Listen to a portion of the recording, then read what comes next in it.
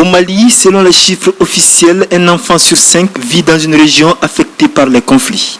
Une situation qui n'est pas sans conséquence sur les droits de ces enfants et plus spécifiquement celui de l'accès à l'éducation.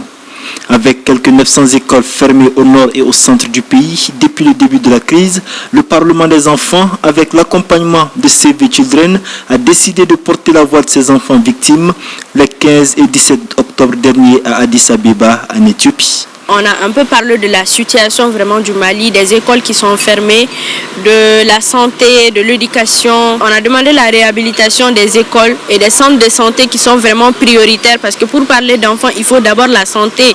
Et après la santé, on pense directement à l'éducation qui est vraiment important pour chaque enfant. Le Parlement des enfants et les autres associations de jeunes n'oublient pas de plaider la cause des 168 500 déplacés internes, dont 80 000 enfants, auprès des structures nationales, dont la commission Vérité, Justice et Réconciliation. Une commission qui met un accent particulier sur la scolarisation des enfants dans les camps de déplacés.